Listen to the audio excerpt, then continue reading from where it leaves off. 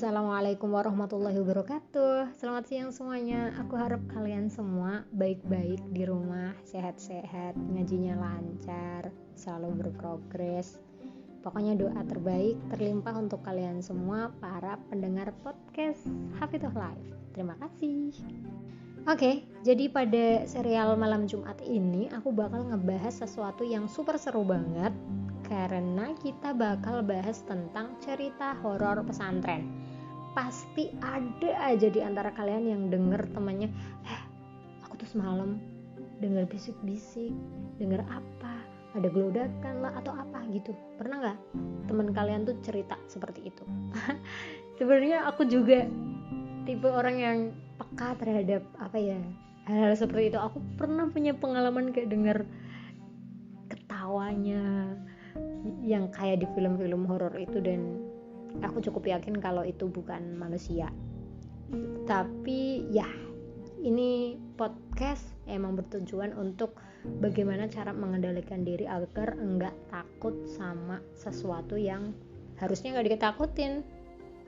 Rumor-rumor hantu ini tuh ngeselin banget kan. Ini tuh bikin beberapa temen takut untuk ngaji tengah malam, takut untuk ke kamar mandi sendiri, takut untuk tidur dalam kegelapan. Dan itu tuh ngeselin banget karena sejatinya ngaji tengah malam, belajar tengah malam, ibadah tengah malam itu sebenarnya kayak golden time banget, yang itu benar-benar khusyuk banget, yang bikin kita tuh langsung fokus, kayak dapet ilham, cerdas. Tapi malah kita tinggal tidur gara-gara nggak berani sama rumor-rumor hantu. Kan itu jadi salah kaprah ya guys.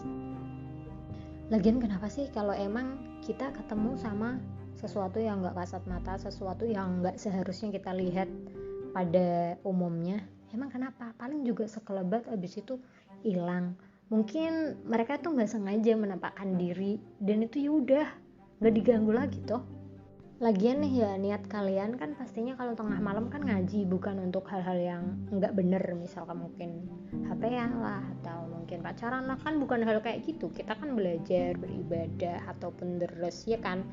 Nah deres itu kan kita lagi bercakap-cakap sama Allah.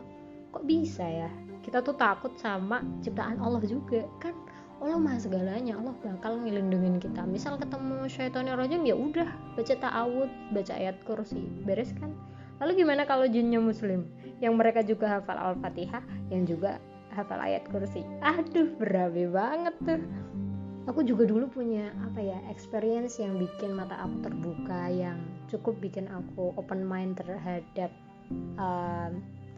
jin ataupun makhluk halus. Jadi dulu tuh pernah di pesantren aku itu kayak ada kesurupan massal, sekitar ada mungkin 7 atau 10 santri yang nggak sadar mereka kesurupan, dan kami tuh dikumpulin dalam suatu majelis bersama-sama. Nah itu yang kesurupan tuh dia bangun dan tiba-tiba teriak nama aku, Dina, kamu tuh jangan ngerendahin kami ya, mentang-mentang kamu manusia dan kami jin, terus kamu ngerasa lebih baik dibanding kami gitu. Nah kisahnya tuh sebelumnya aku pernah kayak mungkin berkata gak sopan gitu lah, aku tapi lupa dulu tuh ceritanya gimana. Pokoknya intinya dia tuh gak terima karena dia tuh sama-sama ngafalin kayak kami kayak gitu. Jadi tuh gak boleh ngerasa lebih tinggi derajatnya dibandingkan jin atau makhluk halus lainnya, karena sejatinya jin dan manusia itu kan memang diciptakan untuk menyembah kepada Allah ya. Jadi it's okay loh kita menyadari dengan penuh kesadaran bahwa memang manusia dan jin itu hidup berdampingan. Nah dalam hal ini kenapa mereka itu sampai marah? Nah di pesantren aku dulu tuh kayak ada pantangannya itu nggak boleh nyanyi sama nggak boleh teriak-teriak. Misal nyanyi kita harus tahu diri, terus melakukan takziran berupa baca sholat nariyah 7 kali kayaknya. Pokoknya yang suka teriak, yang suka nyanyi harus takziran setiap malam Selasa atau malam Jumat, aku lupa, itu baca sholat nariyah untuk menebus dosa-dosa. Nah gimana ya, kan kadang tuh nyanyi itu kayak bisa ngerilis stres kan, jadi kadang suka tetap aja nyanyi tapi nanti tetap aja baca salat nariyah, nanti nyanyi lagi.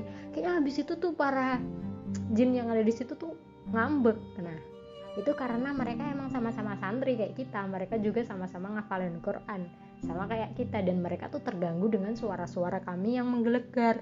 That's why mereka marah. Jadi kan kemarahan mereka kan beralasan ya. Dalam hal ini aku meyakini bahwa kalau kita nggak ngeganggu mereka, nggak bikin mereka kesel, pastinya juga nggak bakal mereka ganggu kita juga. Misal ketemu hal-hal yang makhluk halus kayak gitu, habis itu pasti makhluk halus itu langsung hilang, nggak stay yang langsung bikin kamu takut setiap hari, nggak kayak gitu. Cuman kalau ngeganggu aja, seperti aku ngeganggu para jin-jin itu dengan suara aku yang gelegar, itu baru masalah lain. So, moral value dari podcast ini adalah tetap menjaga toleransi antar makhluk, baik itu yang makhluk kasar maupun makhluk halus. Oke guys, harus diingat.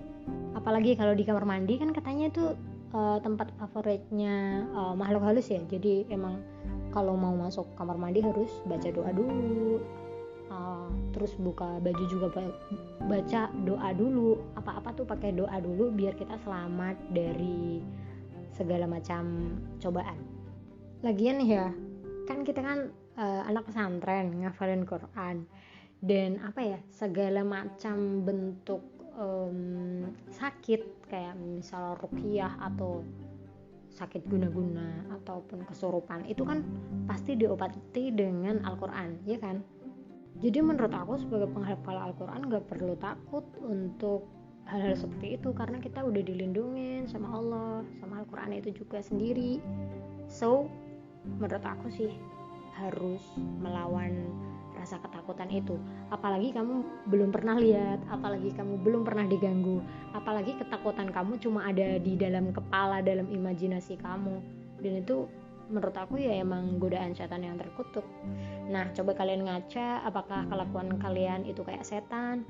Nah, kalau misal kelakuannya kayak setan, lebih baik kalian takut terhadap diri sendiri, oke?